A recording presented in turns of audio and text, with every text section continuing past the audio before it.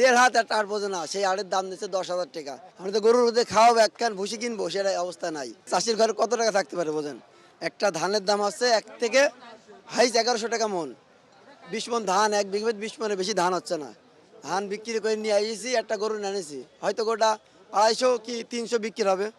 সে গোটার দাম যদি চাচ্ছে 350 400, বোঝা 150 টাকা, 150 গরু 500 চাই বসে থাকছো, হ্যান তান বলে চলে যাচ্ছে। আবার কি করছে, আড়ে একটা আড়, দেড় হাত একটা আড় বোঝে না, সেই আড়ের দাম দিচ্ছে 10,000 টাকা। নাই পানি, 1 গ্লাস পানি যেটা করতে খাওয়াবো নিস, এক দুলছে পানি, এক দুলছে পানির দাম 20 টাকা। এই চাষের ঘরে 1 বিঘে ধান বেশি যাইছে, গরু নেছি ভাই, 1 বিঘে ধান বেশি গরু বেচতে পারছি নাকো। এখন না খাবেন আমাকে বিপদ বেশি ভাই।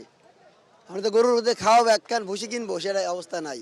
তাই রাগের আগে 350 গরু এক ভাইকে রাগের আগে 40,000 টাকা 35,000 টাকা দাম বলছে, সে ভাই তাও নেওয়ার ক্ষমতা নেই। কার কাছে শিখলা?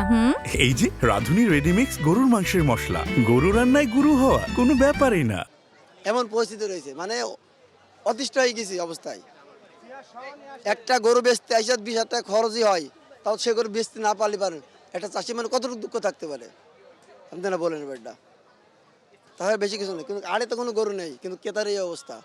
একটা গরুর ওজন হবে কতটুকু? এই গরু দেখেন দিনই, এই গরুটা ওজন হবে কতটুকু? সর্বনিম্ন এই গরুটা ওজন আছে 7 মন।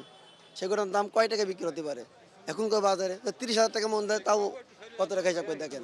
কিন্তু তার অর্ধেকের 3 ভাগের 1 ভাগ দাম বলছে আইসি। এরকম অবস্থা আমাদের করোনা, মানে হাস্যকর। সবসময় যেগুলাই কাস্টমার আসছে হাস্যকর, মানে আমরা তার কাছে কোনো মূল্যই নাই। আমরা এত পরিশ্রম করি, সুন্দরভাবে গরুটা পরিষ্কার করে নিয়ে আনিছি, এত সুন্দর করে খুদ বাদে গরু নিয়েছে, কুরবানি খুদ থাকলে কুরবানি হবে না। কিন্তু আমাদের আজকে কি আসতে আইসি, লাঞ্ছনার ভিতরে পড়তে হচ্ছে, বিভ্রান্তের ভিতরে পড়তে হচ্ছে। ঠিক আছে, এত পরিশ্রমের ভিতরে আমরা পড়েছি, মানে মানুষকে বলার ভিতর নেই।